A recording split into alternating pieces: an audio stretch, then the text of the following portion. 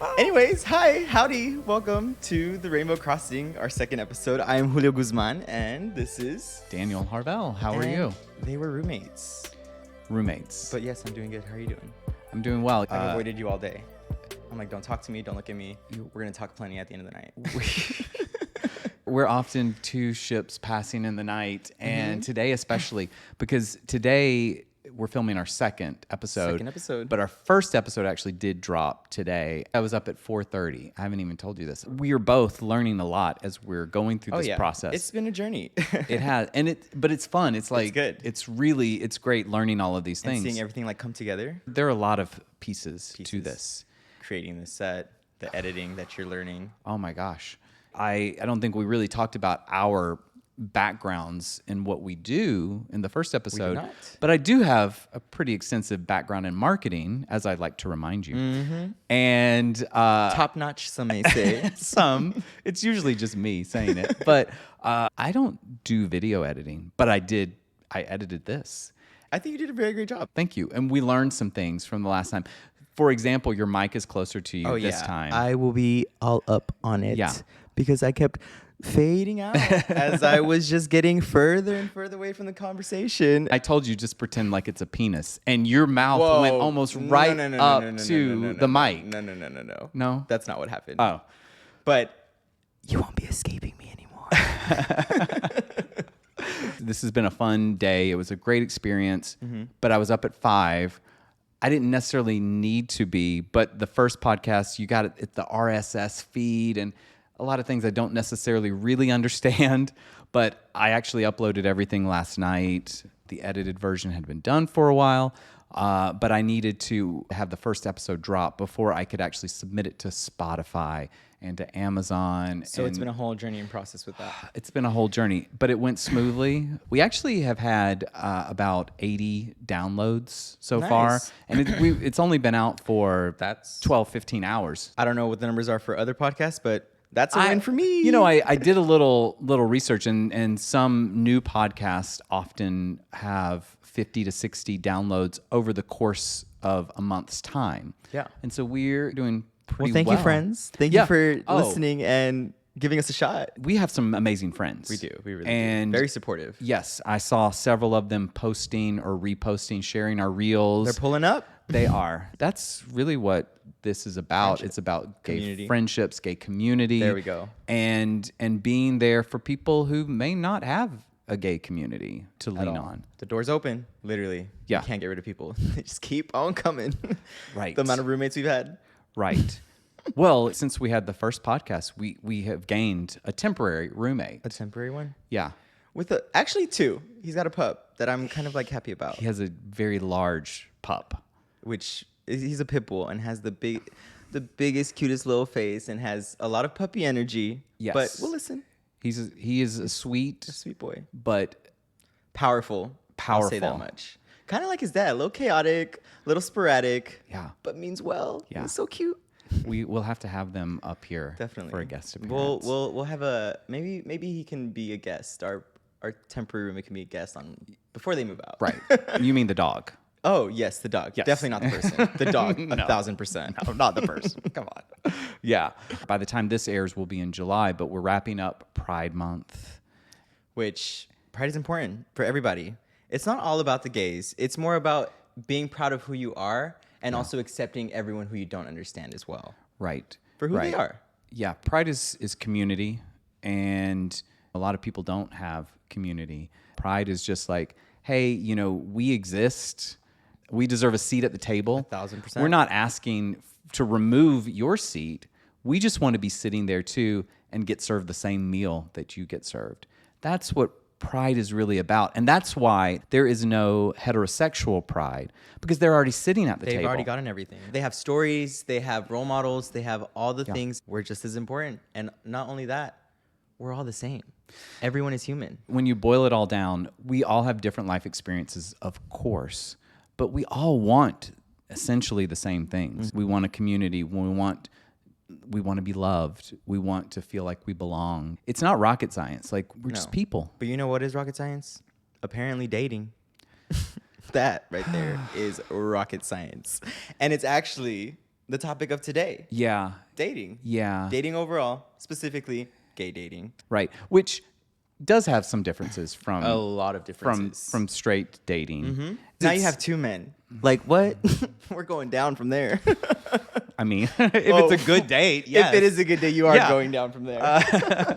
But it does have some benefits, and it has some detractions as well. All I know is when I was your age and I was dating, so that was in the late 90s.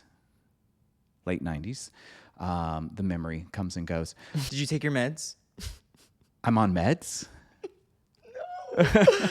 He's forgotten. Do you know who I am? I live here. You live here. Here. Anyways, back to Earth. Okay. How many people have you dated? Like actually full on boyfriend. Like what's that look like for you? You know, there's a lot of years to count up. Okay, This maybe. in my head. I would estimate 6 or 7 probably. I had one long relationship that lasted for 11 years. And then I had a recent relationship, which you were around for, Yes. that lasted for 2.5 years. And then the others were smaller time frames, 6 months, 9 months. But in between those, there was a lot of dating. Oh yeah. So much dating. Since my breakup, which was about a year ago, I have been on a total of 0 dates. Purposefully. It's not because I'm just so unlike. There's guys who'd be down. Thank you. For sure. Thank you. I wasn't fishing for a compliment, but I was. Yeah. Dating is hard in general, of course. When you get to a certain age, dating, it feels like it takes on an extra weight.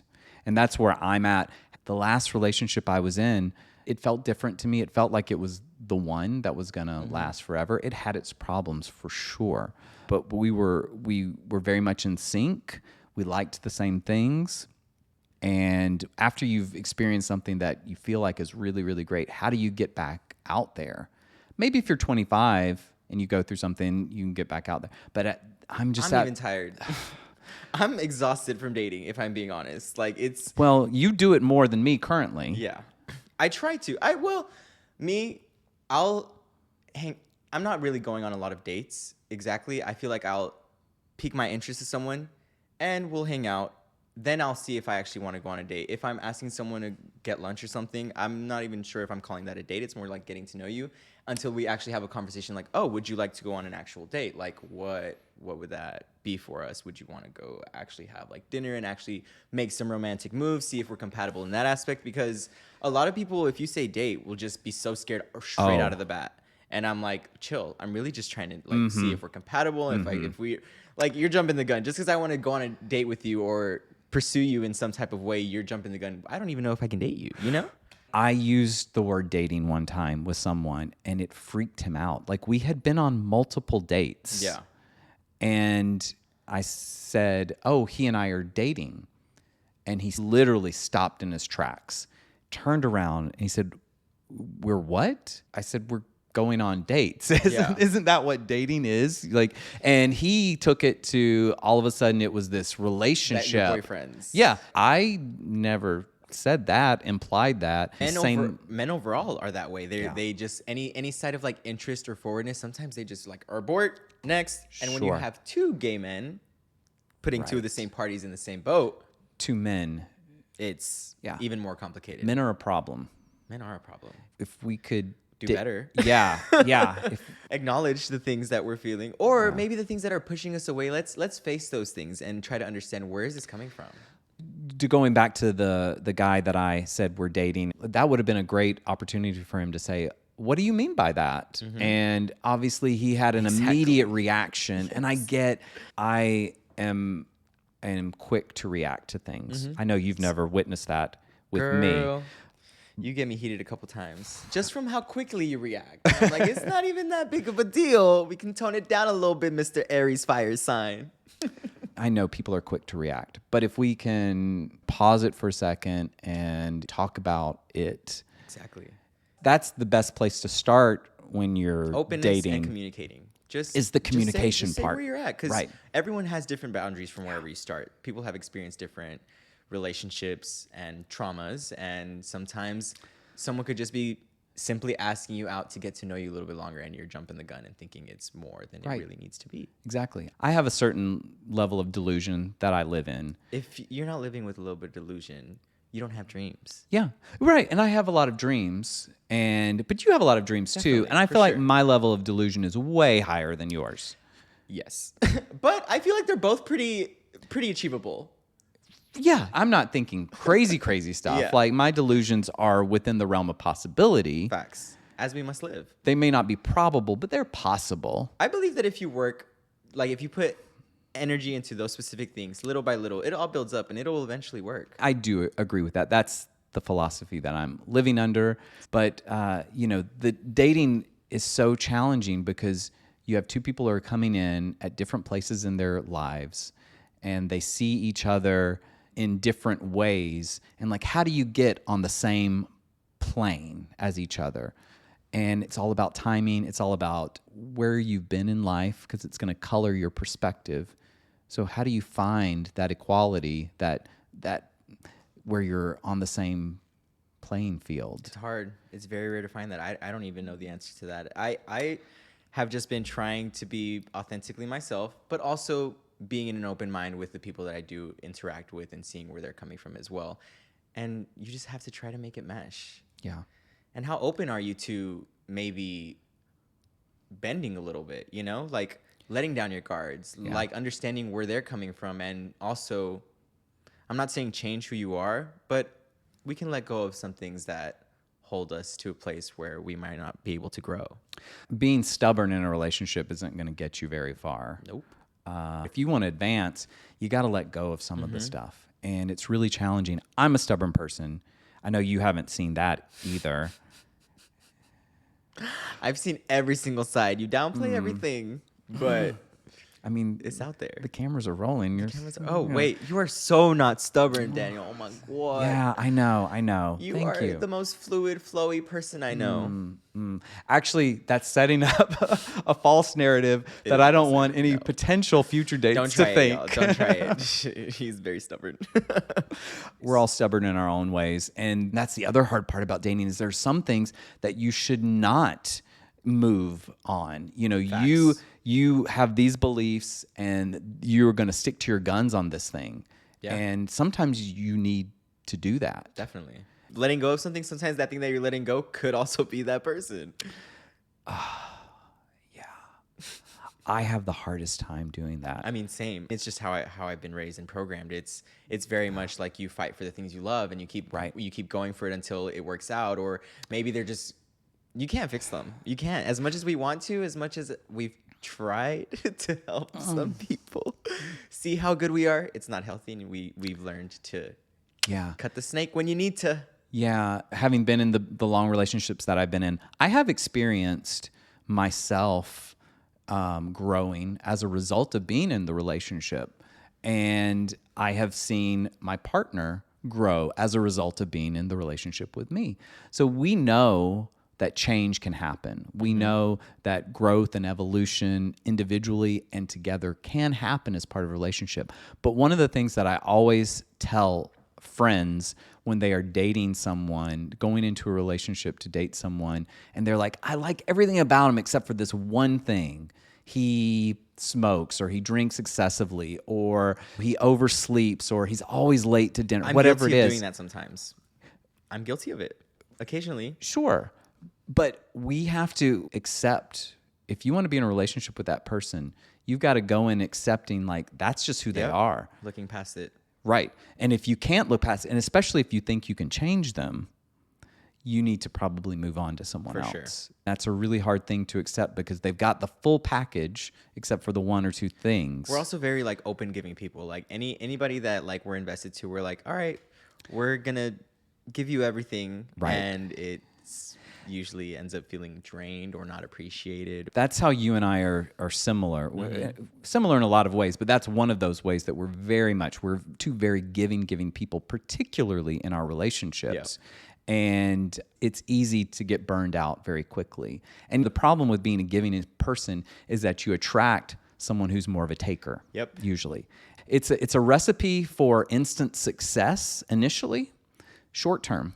long term, that's a recipe for disaster, because either the person who's the giver, you and me, we're going to eventually regret what we're doing or feel like we've been used, or the person who's been taking is going to feel like they're not giving me anything. Even though we're continually giving the same amount, it's not going to be enough long run. Yeah. Tell me about like one of your boyfriends that taught you the most, or husband, or like it. Let's talk about one of the partners that gave you the most knowledge and wisdom from that experience. Yeah, the relationship that I was in for 11 years, this is someone who I haven't seen or talked to in probably like 5 years. And even before that, we would just say hello, and that was it if we were in the same circles. So the relationship did not end well. It was the most devastating thing that I ever went through in my life. And I'm grateful for that, which is crazy. It's crazy to think that this tragedy that I went through was probably the worst and the best thing at the same time that I have ever been through. And that's how most traumatic experiences do to you. They will like do something very dark to you, and you might feel like very low, but then you get so much knowledge and growth from that specific experience. The best traumas are the ones that are a catalyst for growth, which is what this was. I was so reliant on this person for my emotional well-being. I wasn't turning inward for that. I was turning outward for it. And we had gotten together at a young age. I was your age when I had met him. And I was really naive, and I was really fearful of a lot of things. And he was just strong and determined. And I really obviously liked a lot of the characteristics that he brought to the relationship. But it didn't allow me to grow. It actually kind of stunted my growth because I relied on him for so many things. So while I would never thank him for ending the relationship, particularly the way he did, I am grateful that it happened. But I lost the person that I was relying on. I lost my home. The beautiful house that we had was in his name. And I was working for him at the time. But I wasn't getting paid. I was acting as his... Girl, not for free. Not you working for free. No, ma'am. Yeah, I was acting as like his marketing and PR person and getting him on local news and getting him in magazines and doing all these things and really building his business up. And I thought it was worth it because his success was our success. Your partner, of course. And I never would have thought that I should be focusing on me. I get that. I would totally be helping out my partner with anything. Absolutely. For sure. Because you think you've got a great relationship. What helps you helps me.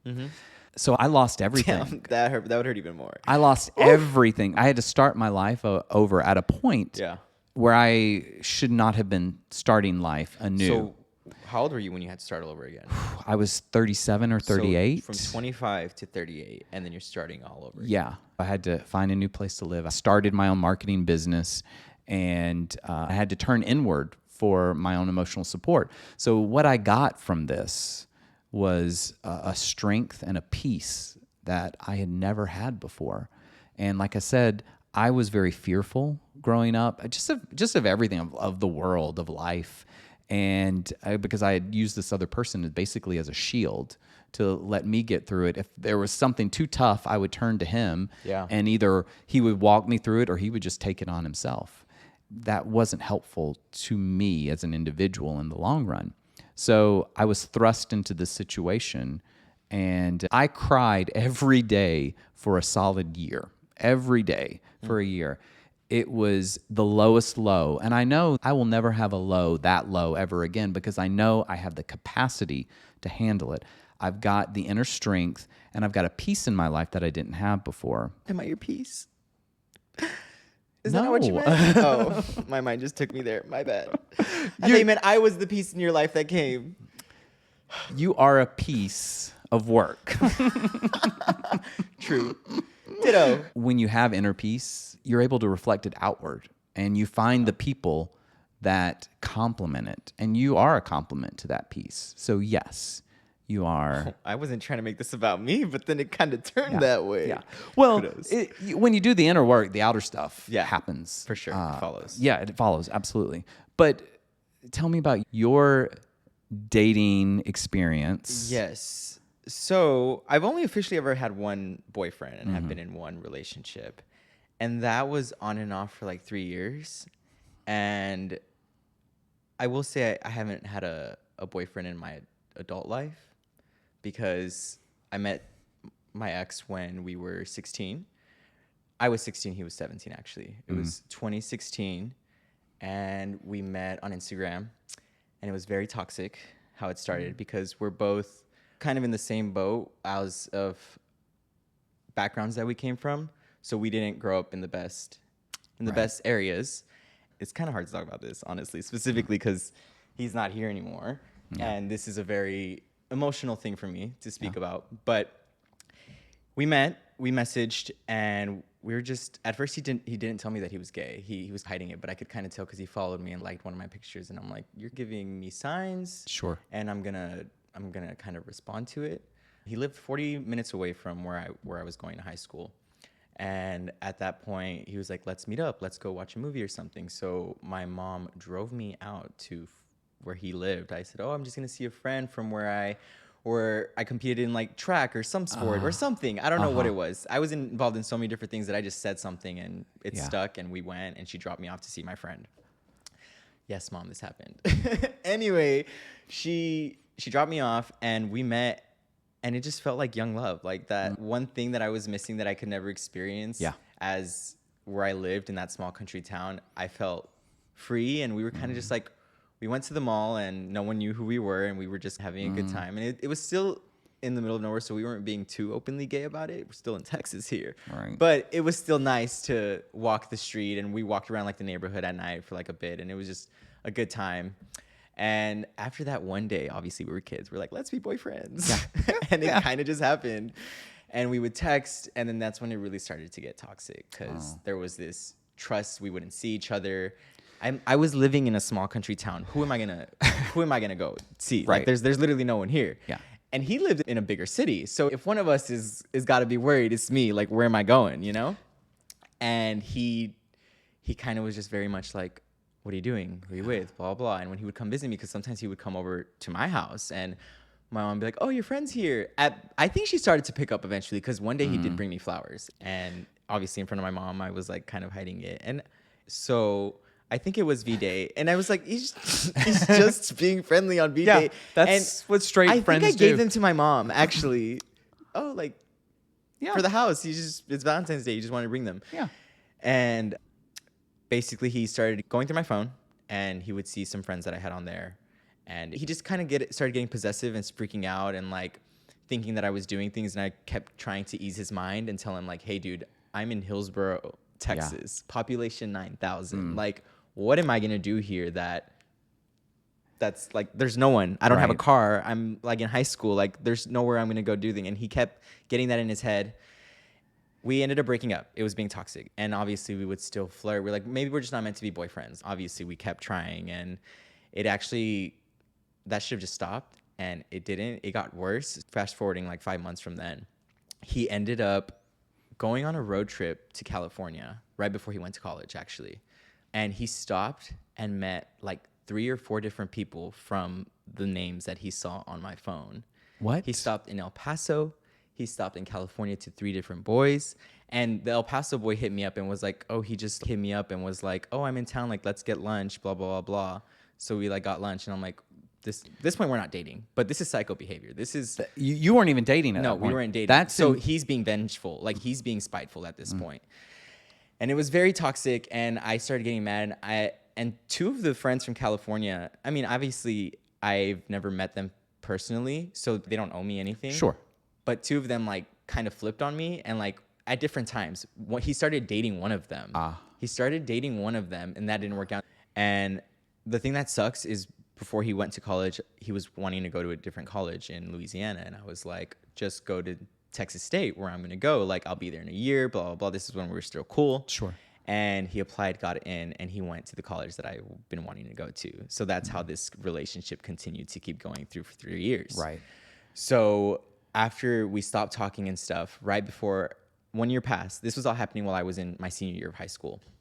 And right before that, I'm applied to Texas State and I got accepted. And I went to go visit the campus at Texas State and I hit him up and I was like, let's just see what's up. I want to see you and I want to see if we're cool or not.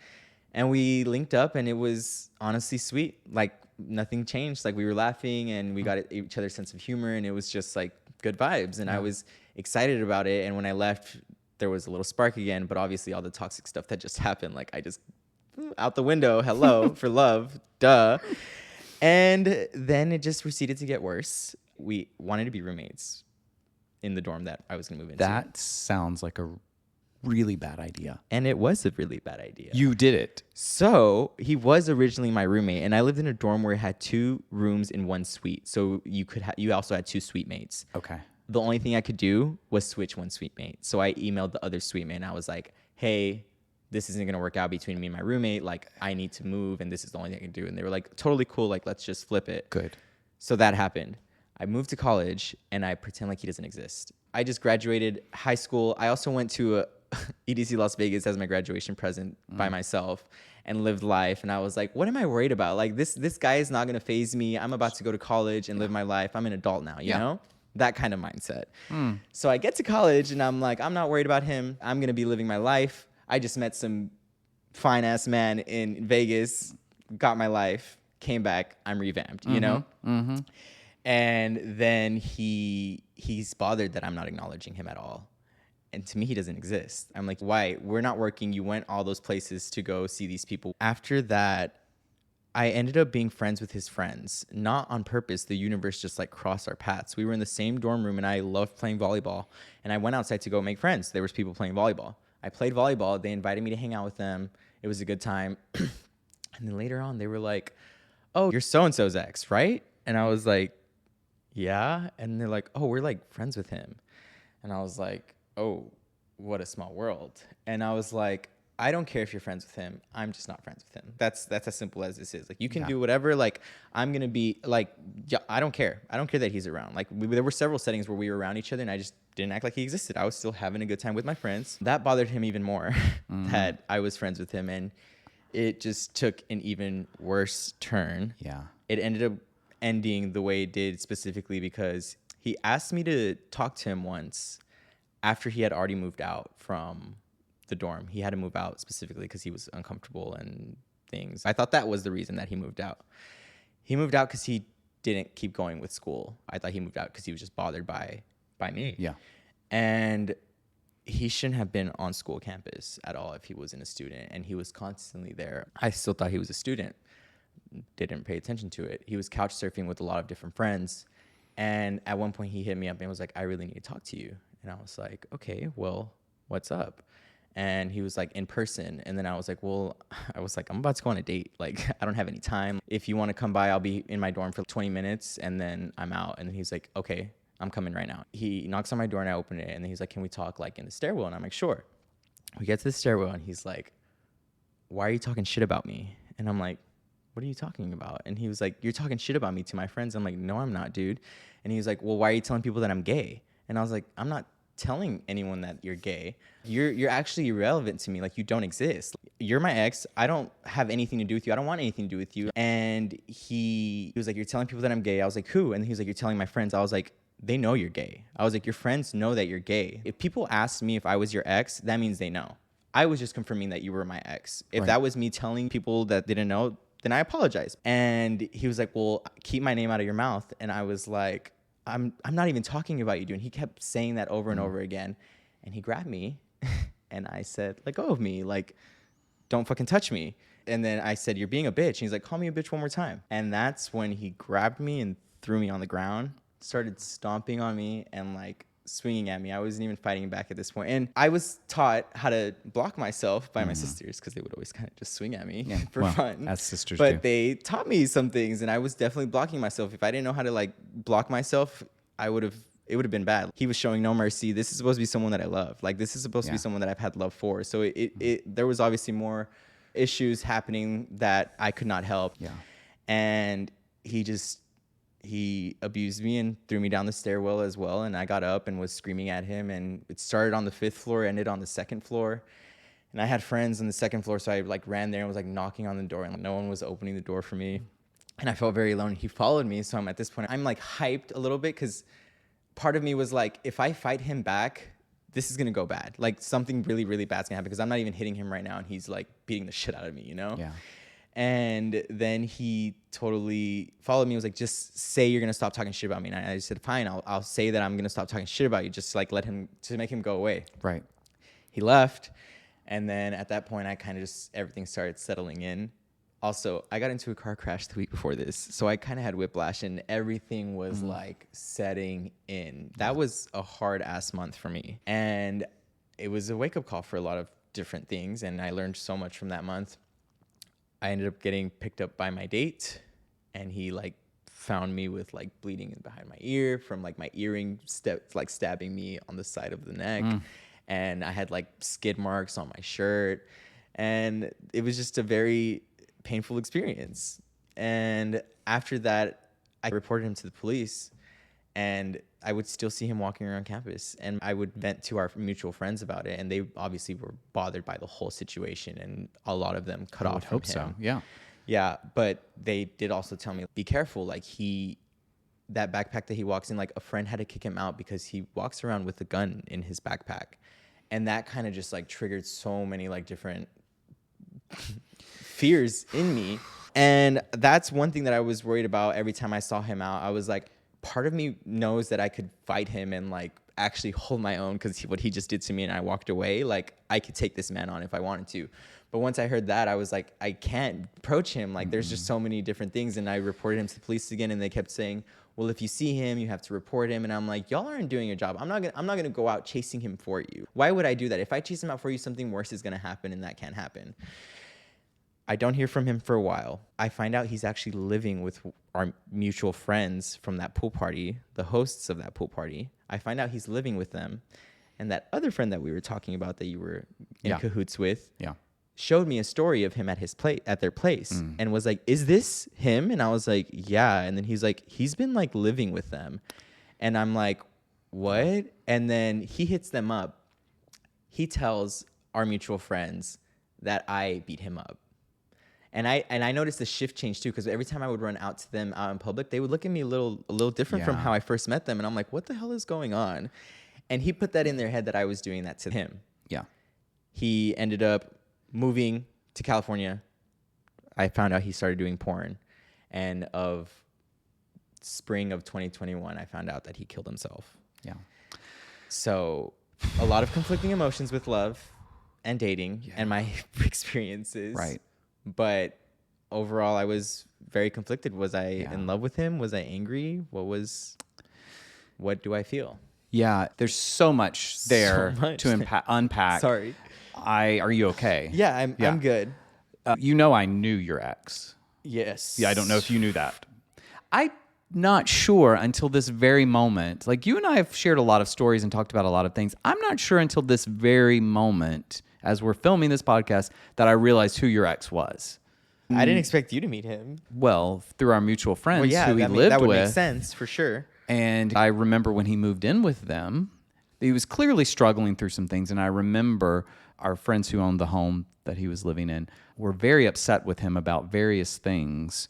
I can't remember if they kicked him out or if he left or what the situation was, but they were very happy when he was gone.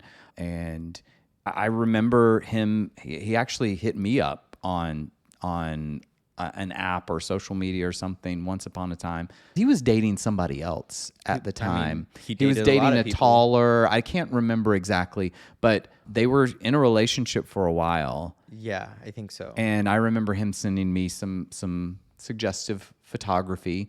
I didn't bite on. He was a beautiful boy. He was very attractive, for sure. But if you're in a relationship, I'm not definitely. really that interested. Anyway, it's Small world. It's a small gay world Small after gay all. world out- This We got deep. we got really deep. Yeah, this is Well, what's a good conversation well. to end it on? So I want to ask you the question of what did you take away? So obviously there was a lot of negative in that relationship. Yes.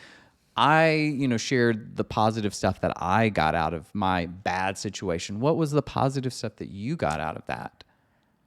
The positive stuff that I got out from that relationship was more of not bending over backwards for a lot of people anymore. I kept trying with him. Yeah. I tried multiple times. Even when he passed, more feelings came to surface. I was like, I'm not mad. This guy did horrible things to me. And then as I started really thinking about it, I was like, well, he's actually only the first person and the only person that I've actually truly loved as a partner. And that's when more emotions started to come. And actually, the sweet moments that came are what made me feel even more warm. And there were moments where I even cried of like the sweet moments of what we shared. So I've just learned to not stop and always keep going. And at the end of the day, I have myself and I do love myself. And I'm going to keep pushing to be the best person that I can be for those around me. And it just basically told me that if anyone is out there that is struggling, ask them, talk to them, see them. There's signs. I was young. I was also heated at moments. I didn't know how to control a lot of my emotions, and that probably sent him over edge multiple times. Well, maybe, but we all have to take ownership of our For sure. of our own actions because we're all going to have the emotions. We got to take. But that goes back to us just being who we are and like how much we love, and that's what I got from this is like pulling back. Sometimes you can't. You just got to let people go through their experience and hope for the best. Absolutely, yeah.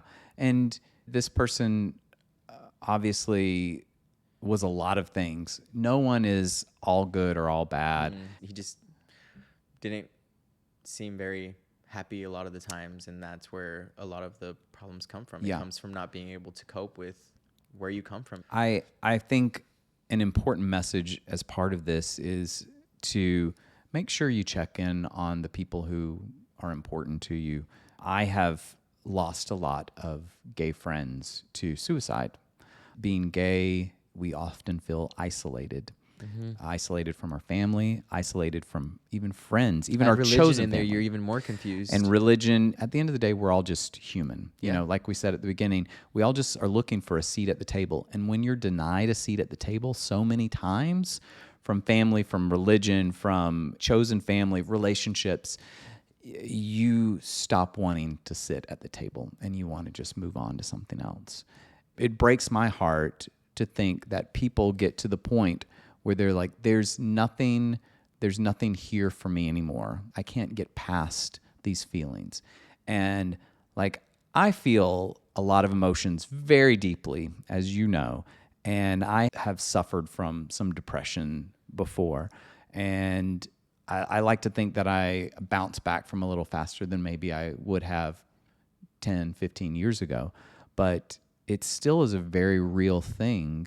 And I can only imagine what someone must be going through when they're at that point of they want to take their own lives. So it's just really important to check in on your friends, check in on your loved ones, and just remind people that you're there to listen, not to judge, to listen, to love, support. That's pride too. Yeah, absolutely it is. And it's also part of your EDC culture, right? Oh yeah.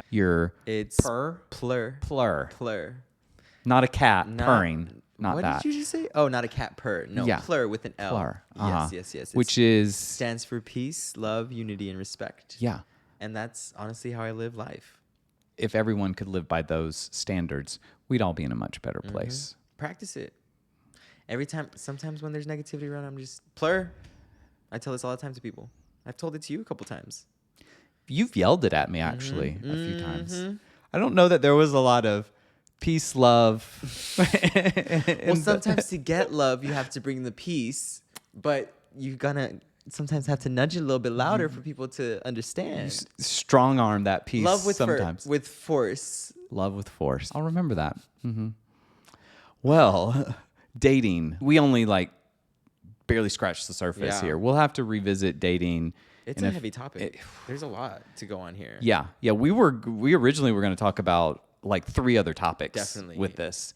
And so it's a great topic to revisit. Well, good episode. It was a good episode. Lots more to unpack with the dating stuff because we're talking about dating. We're both single. We're not giving advice on dating. We're not telling you how to catch I don't a know. boyfriend. I feel like we're giving advice on more like our experiences and how we love as people. Right. And maybe how people should be loving. I think we do give good advice. I think we just haven't found the right men to meet us at our level. We're just so high up that everybody else is still down here. I love the confidence. Yeah. That's great. It's the delusion, remember? Yeah. A white man with delusion? Who said that? It's a first. Anywho. Thank you again for a great Thank you. episode. Yeah. Thank is you, always a good friend. time. Yeah. Please like, follow, subscribe. I really want some questions. I want Yeah, people give us to, questions. and maybe they need to ask about the dating stuff. We could also do other things for Right. questions. I don't think there's Anywhere. any topics that we won't touch. So bring it on. We touch it all. That's more true for you than me. Anywho, thank y'all for coming. Yeah. That's what he said. Anywho, well, Thank you. thank y'all. Love y'all. See y'all next week for episode 3. Until then, Until then, take care of yourselves. Love your neighbor. yeah. And Plur. plur. Thank you.